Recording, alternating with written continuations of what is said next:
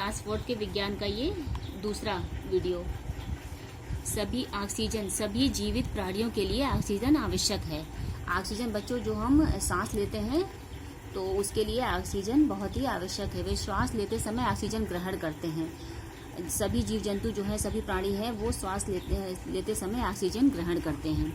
पौधे अपनी पत्तियों के छिद्रों से श्वास लेते हैं।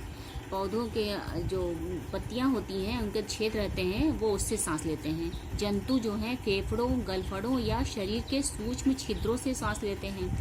ऑक्सीजन भोजन को धीरे धीरे जलाकर तोड़कर ऊर्जा देती है। ऊर्जा जीवन की सभी क्रियाओं के लिए आवश्यक है।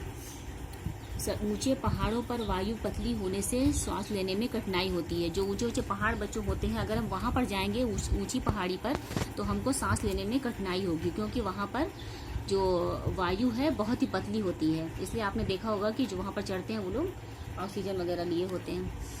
अतः पर्वतारोही अपने साथ ऑक्सीजन के सिलेंडर ले जाते हैं। जो पर्वतारोही जो पहाड़ों पर चढ़ते हैं, पर्वतारोही जो रहते हैं, अपने साथ ऑक्सीजन का सिलेंडर ले जाते हैं, क्योंकि वहां पर उन्हें सांस लेने में कठिनाई होती है। और कठिनाई क्यों होती है? क्योंकि वहां पर वायु अत्यधिक पतली होती है।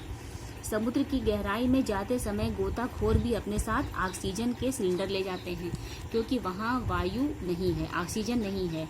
पानी के अंदर बच्चों ऑक्सीजन नहीं है, इसलिए गोताखोर जो होते हैं पानी में जाते समय अपने साथ ऑक्सीजन के सिलेंडर ले जाते, ताकि वो ऑक्सीजन के सिलेंडर के द्वारा सांस ले सकें। जब रोगी स्वयं सांस लेने में कठिनाई अनुभव करते हैं तो उन्हें ऑक्सीजन दी जाती है। कोई व्यक्ति अगर बीमार हो गया, उसको सांस लेने में कठिनाई हो रही है, तो उन्हें भी ऑक्सीजन अलग से दी जाती है। इसे कृत्रिम ऑक्सीजन बोलते हैं। और अंतरिक्ष यात्री भी सांस लेने के लिए अंतरिक्ष में ऑक्सीजन सांस ले जाते हैं। अंतरिक्ष में जो जाते हैं वो भी सांस लेने के सिलेंडर जो है अपने साथ ले जाते। जलीय जंतु भी पानी में घुली ऑक्सीजन के बिना जीवित नहीं रह सकते। जल के जो जंतु होते हैं, जैसे मछली और वगैरह हुए, तो वो भी पानी में जो घुली ऑक्सीजन रहती है उसके बिना वो जीवित नहीं रह सकते। नाइट्रोजन पौधों, नाइट्रोजन देखिए बच्चों, ये गैस कौन सी है? नाइट्रोजन है। नाइट्रोजन पौधों के बढ़ने के लिए उपयोगी है। जीवाणु अथवा बिजली कड़कने और वर्षा के द्वारा वायु की नाइट्रोजन मिट्टी में चली जाती है। यूरिया जैसे नाइट्रोजन युक्त कुछ पदार्थ खाद के रूप में प्रयोग किए जाते हैं। नाइट्रोजन शरीर निर्माण के लिए आवश्यक भोजन प्रोटीन का आवश्यक अंग है। जंतुओं को प्रोटीन चाहिए और वे इसे पौधों से प्राप्त करते हैं। कार्बन डाइऑक्साइड लकड़ी, कोयला, पेट्रोल, एलपीजी, रसोई गैस आदि के कार्बन जलने से उत्पन्न होती है। कार्बन डाइऑक्साइड में कहाँ मिलती है? लकड़ी है, कोयला है, पेट्रोल, एलपीजी, रसोई गैस आदि के कार्बन के जलने से ये गैस उत्पन्न होती है। श्वास क्रिया में कार्बन डाइऑक्साइड निकलती है। जो हम बच्चों सांस लेते हैं और जो बाहर सांस छोड़ते हैं वो कार्बन डाइऑक्साइड छोड़ते हैं। और कौन सी गैस ग्रहण करते हैं? ऑक्सीजन। सूर्य प्रकाश की उपस्थिति में वायु से कार्बन डाइऑक्साइड और मिट्टी से जल लेकर हरे पौधे कार्बोहाइड्रेट, ग्लूकोज आदि बनाते हैं। कार्बोहाइड्रेट पौधे और जंतु दोनों के भोजन के काम आता है। जल, वायु के अतिरिक्त जल ही हमारे जीवन की सबसे आवश्यक वस्तु है। बिना जल के बच्चों कोई भी जीवित नहीं रह सकता है, ना पेड़ पौधे ना ही जंतु।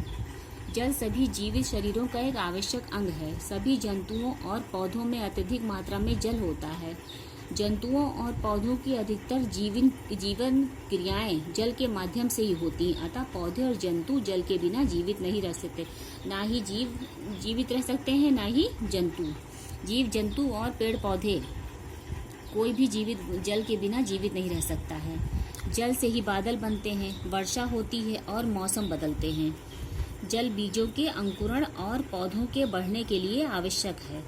पानी से ही जो वर्षा होती है उससे बीज जो रहते हैं वो अंकुरित होते हैं और पौधे जो है उसी वर्षा के पानी से ही बढ़ते हैं। इसलिए जल बहुत ही पौधों के लिए अत्यंत आवश्यक है। पौधों के भोजन बनाने की क्रिया में जल एक आवश्यक पदार्थ है। जंतुओं को भोजन पचाने के लिए भी जल चाहिए। जल उन्हें ठंडा भी रखता है। हमारे शरीर में 70% जल है। हमारे रक्त में 90% जल है। हमारी मांसपेशियों में 80% से अधिक जल है। शरीर की कोशिकाओं के लिए आवश्यक जल की पूर्ति के लिए हम पर्याप्त मात्रा में जल पीते हैं तथा ऐसा भोजन खाते हैं जिसमें अधिक जल हो।